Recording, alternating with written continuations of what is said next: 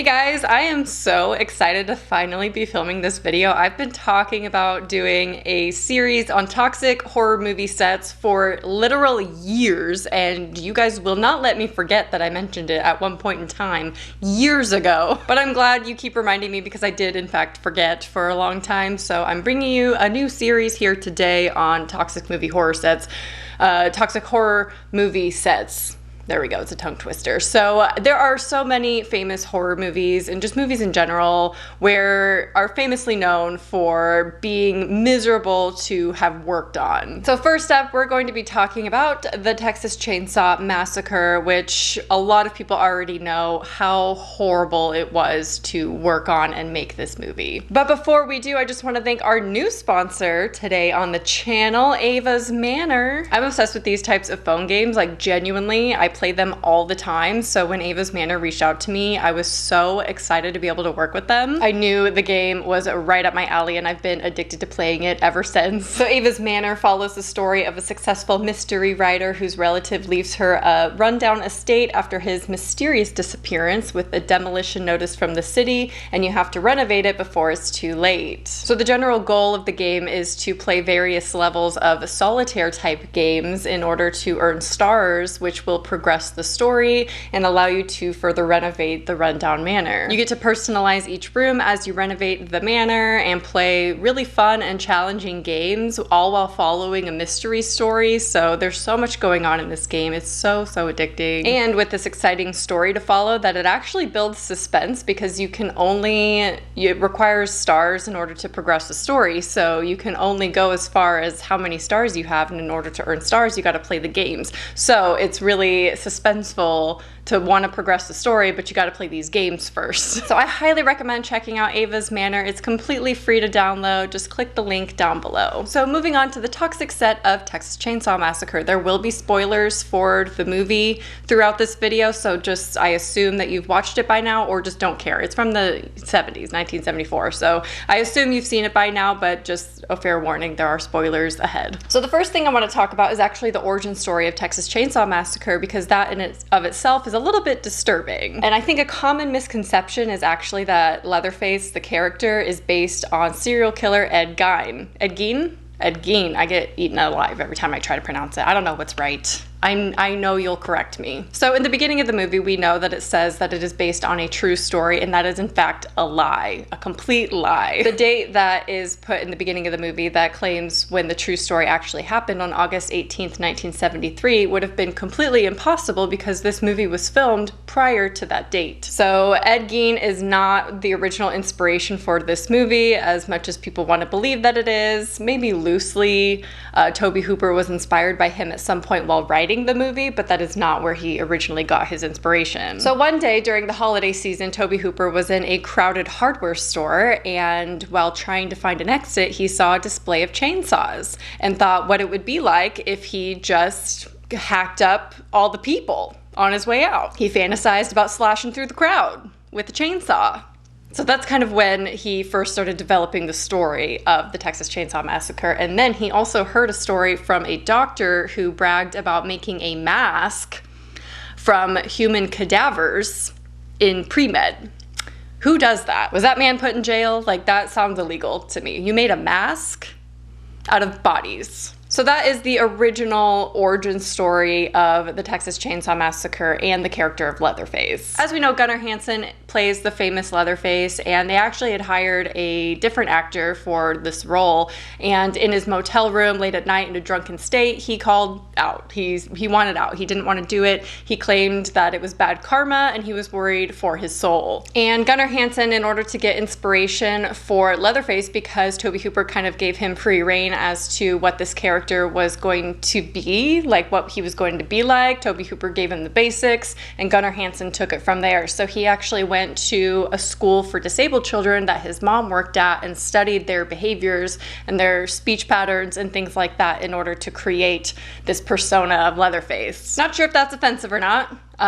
You know, because he knew that he wanted Leatherface to be mentally challenged and really unable to speak. In fact, there were in the script of the movie, there were lines for Leatherface's character, and then it would be just like mumbles and grumbles, right? Just be nonsense. And then in parentheses, it would be what he actually meant. Okay, so that's kind of the disturbing origin story of the movie. Let's get into the actual toxic set of working on this movie. So we're gonna start with the working conditions. There's a lot of them. There's a lot that these actors and cast and crew had to deal with to make this movie. Firstly, this movie was filmed at a farmhouse near Round Rock, Texas in the middle of July, so the temperatures would reach up to 110 degrees every day. And due to the expensive equipment rentals and the extremely low budget, even for the times, of $140,000, all the cast and crew had to film 7 days a week for 16 hours at a time. They basically had no rest. And filming took around 5 weeks to complete. So can you imagine working in the middle of summer in a house in a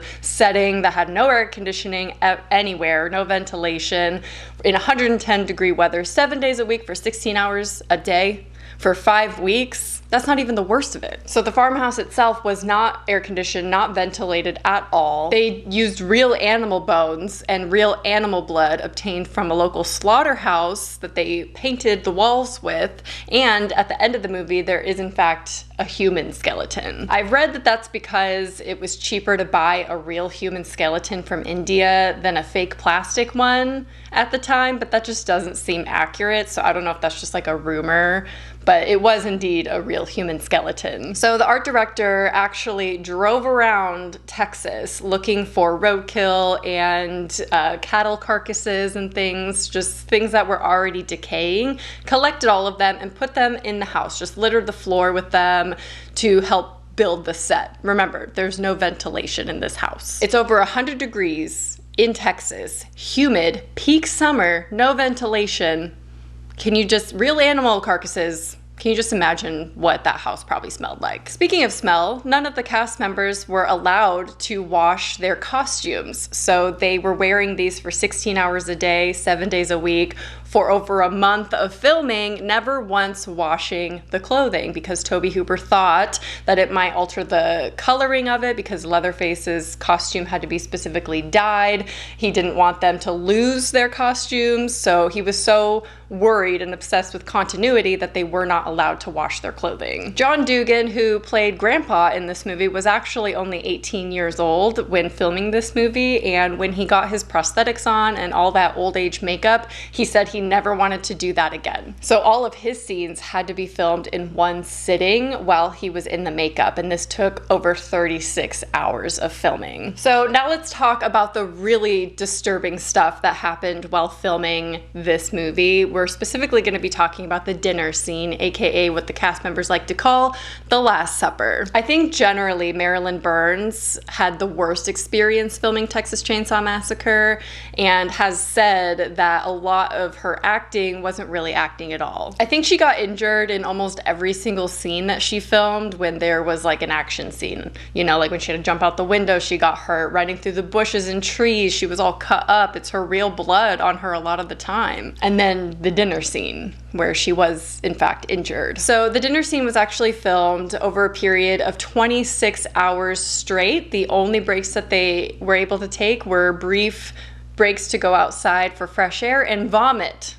Because it smelled so bad in there, they all had to go out and vomit on occasion. And I think the scene that specifically is the most disturbing about the filming process of this scene is the scene where Sally has her finger cut and Grandpa sucks her blood out of it. So originally the plan was to use a prosthetic knife with kind of a vial of fake blood that Gunnar Hansen was meant to pierce and then put on her finger and put it in Grandpa's mouth. Well, that malfunctioned, and trying, it wouldn't work and it didn't look right. So what does Gunnar Hansen do? He takes out a razor blade, cuts Marilyn Burns' actual finger and puts it in Grandpa's mouth, and he actually sucks her real blood.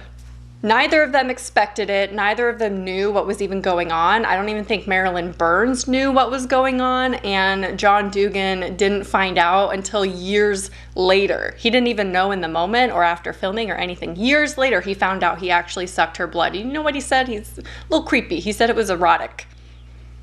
But can you imagine being Marilyn Burns and without your consent, an actor, your coworker, slices your finger open and puts it in someone else's mouth, mixing with their saliva? Like, that is disgusting. Also, being John Dugan, not really expecting or consenting to drink someone else's real blood. So Marilyn Burns had stated that she didn't really know these actors that well, and so there were some scenes where she was so terrified while filming that she thought she was actually starring in a snuff film, because those were kind of gaining popularity in the 70s. And then she began to question if what she was filming was actually real, which I don't blame her. She had her finger cut open for real, so like maybe. And she was injured so often while filming, like she genuinely thought at times that this was going to be a snuff film. And that's why a lot of her acting, especially in the dinner scene, isn't actually acting. She was genuinely terrified, and a lot of that fear was real. However, she did commit to her role. So in the scene where they are hitting her in the head with the hammer, or attempting to, you know, Grandpa's trying to hit her in the head to like crack her head open. They all had a hard time getting into the scene, actually, because of the brutality of it and just the concept of it. So she just said, just hit me, just really hit me, and do what you need to do to get the scene done. So she was committed. They did use a fake hammer during a couple takes, but a lot of them were using the real hammer, and she did actually get hit in the head with the real hammer, even though the grandpa character, John Dugan, was aiming for the floor and not her head. So the dinner scene took about 8 takes and 26 hours to complete, and by the end of it, Marilyn Burns fainted when they completed it. She was also called back after filming, like when filming completely wrapped and she thought she was done, she was called back to do the final scene again in the back of the truck. And so her laughing in that, again, not acting. She is that exhausted and just over it. Also, there's a famous quote by the actor Edwin Neal, who plays the hitchhiker, and he says, "Filming the dinner scene was the worst time of my life, and I've been to Vietnam when people trying to kill me." So I guess that shows how bad it was. He also added that he might actually kill Tobe Hooper if he ever saw him again. There's a couple other instances of close calls, I would say.